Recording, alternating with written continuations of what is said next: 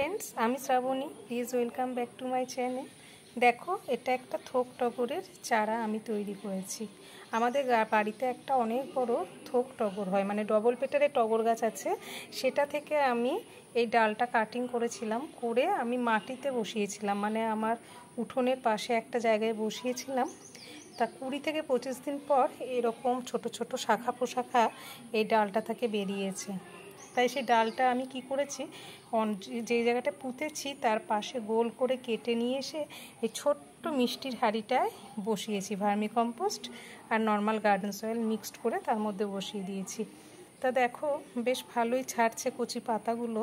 তা এটা যদি অনেকটা বড় হয় বা আরও ডালপালা শাখা পোশাখা বিস্তার করে বা ভবিষ্যতে ফুল ধরে, তখন আবার এই গাছটির আপডেট তোমাদের কাছে দেবো। তোমরা তো জানোই, আমাদের মতো সামান্য ছোট বাগানিরা কিন্তু এরকম ছোট ছোট চারাই তৈরি করে, এবং এই চারাগুলো যে তারা তৈরি করে সেগুলো যদি তারা সাকসেস পায়, এই সামান্য অল্প একটু চাহিদা মিটলেই ওরা খুব খুশি ও আনন্দিত হয়ে থাকে।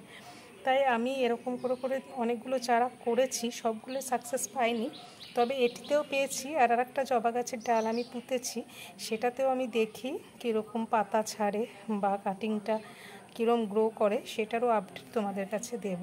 আজকে এতটুকুই। যদি ভালো লাগে আমার ভিডিওটা, তাহলে আমার চ্যানেলটিকে সাবস্ক্রাইব করো আর লাইক করো।